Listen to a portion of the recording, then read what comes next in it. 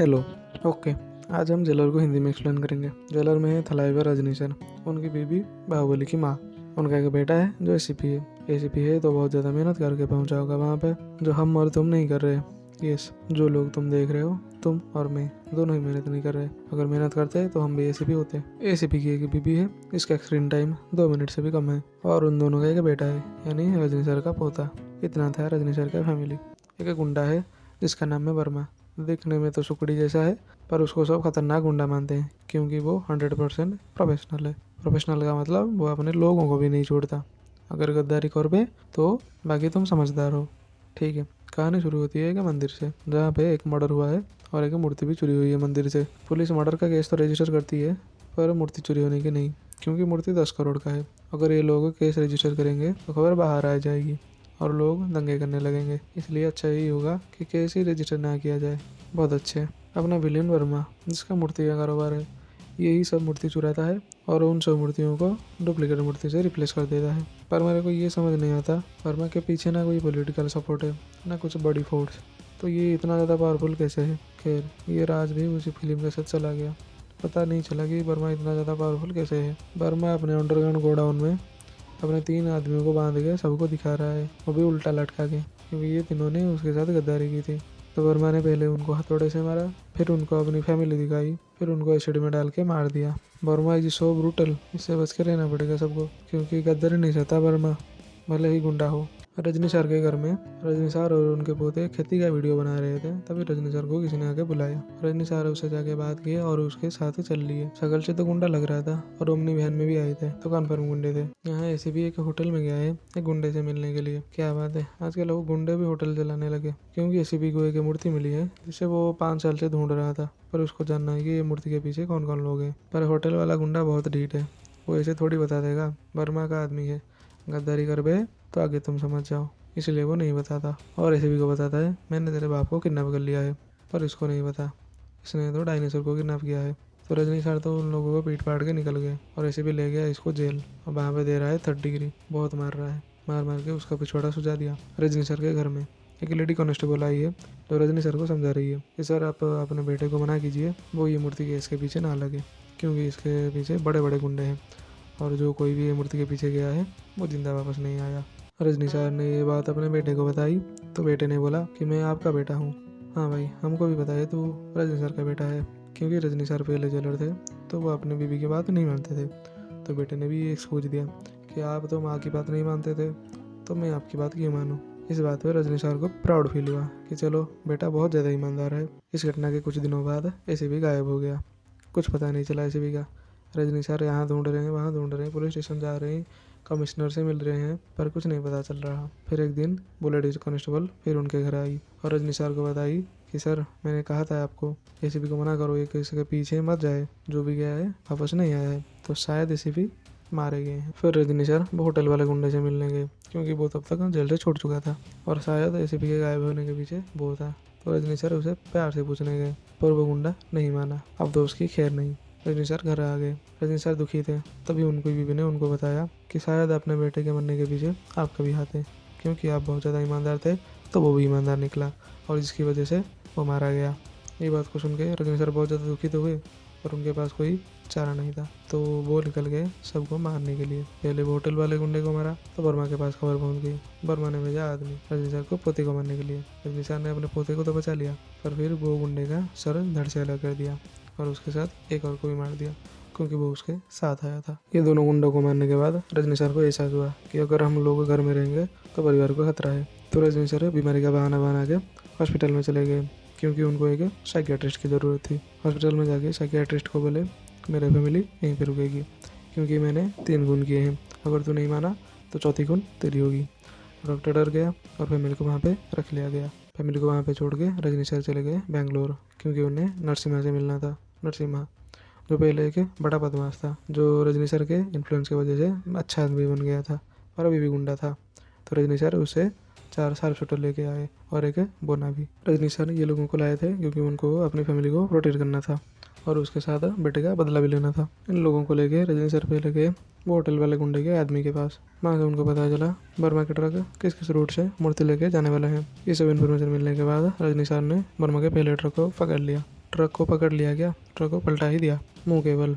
यहाँ वर्मा रजनी सर के फैमिली का पता लगा के हॉस्पिटल में पहुंच गया और डॉक्टर को डराया कि मैंने 96 मर्डर्स किए हैं, अगर तू नहीं बताएगा तो 97 तू होगा। तो डॉक्टर ने डर के बता दिया क्योंकि रजनी सर के 3 खून थे और वर्मा के 96। वर्मा ने रजनी सर को फ़ोन लगाया, वीडियो कॉल, ये दिखाने के लिए कि मैं तुम्हारे फैमिली को मारने आ गया हूँ। पर रजनी सर ने जब उसको 10 करोड़ की मूर्ति दिखाई तो वर्मा की फट गई।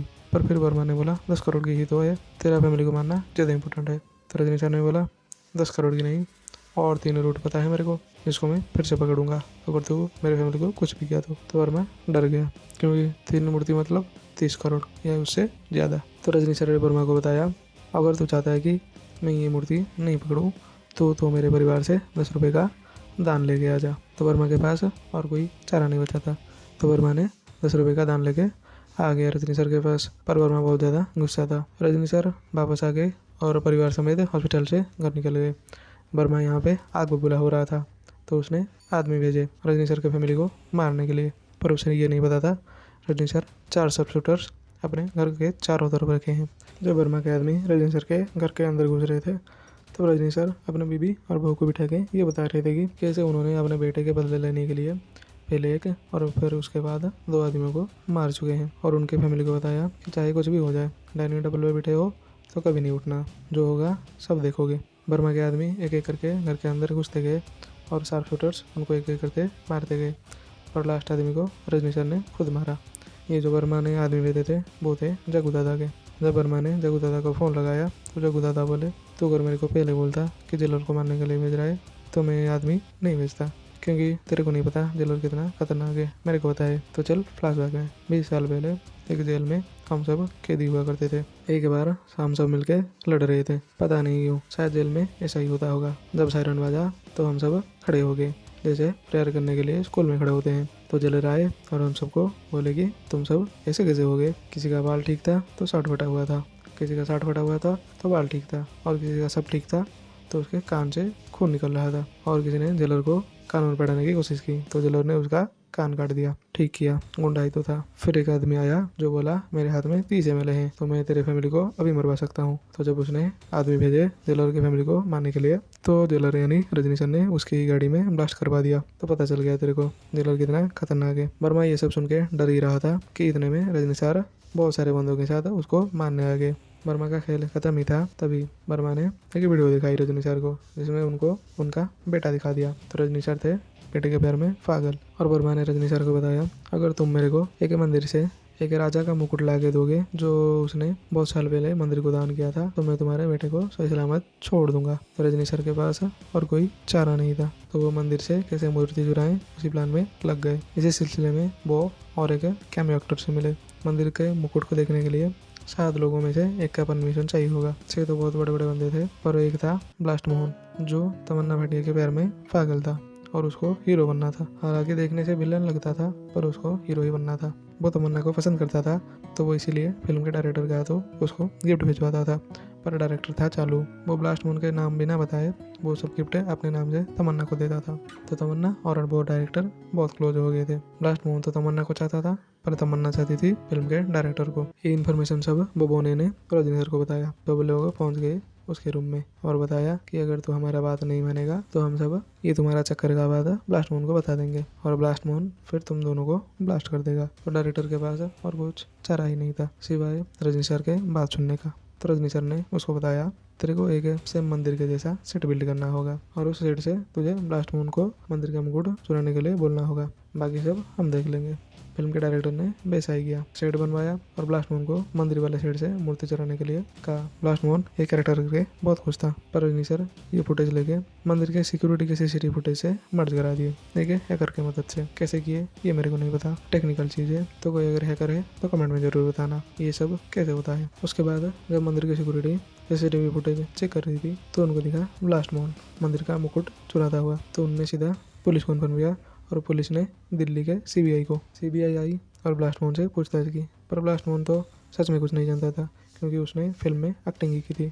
तो सीबीआई बोली हमारे पास एक ही चारा है, अगर ये मूर्ति असली हुई तो तुम बच जाओगे, अगर नकली हुई तो तुम गए। इसलिए मूर्ति को टेस्ट करने के लिए राजस्थान भेजना पड़ेगा, नहीं तो रजनी सर रास्ते से मूर्ति को कैसे चुराएंगे। नहीं, ये बात नहीं है, क्योंकि यहाँ पे फैसिलिटी नहीं है, तो हम मूर्ति को राजस्थान भिजवाएंगे। जब ये मुकुट राजस्थान के लिए निकल रहा था तब रास्ते में रजनी सर ने शार्प शूटरों की मदद से पुलिस जीप से फाइट की और फाइट बहुत देर तक चली, पर लास्ट में जीत रजनी सर की हुई। सब मर गए पर रजनी सर अकेले जिंदे थे। शायद रजनी सर त्रिपाठी थे, अकेले ही बचे। और फिर मूर्ति को चुराने के बाद वर्मा के 2 आदमी को देके भेज दिए। और ये सब जो हुआ वो सब नकली था, क्योंकि रजनी सर पुलिस में थे, चोर थोड़ी थे। वो राजा के मुकुट के अंदर एक बड़ा सा पिंक मणि था, जिसके अंदर रजनी सर ने कैमरा फिट कर दिया था, पर यह बात वर्मा को पता नहीं थी। तो जब वर्मा ने रजनी सर के बेटे एसीपी को छोड़ा तो एसीपी वर्मा से बात कर रहा था, अगर तू मेरे को मुकुट के हिस्से में 50% भाग देगा तो मैं मुकुट को बाहर भेजने में तेरा मदद करूँगा, क्योंकि मेरे पापा हैं बहुत शातिर।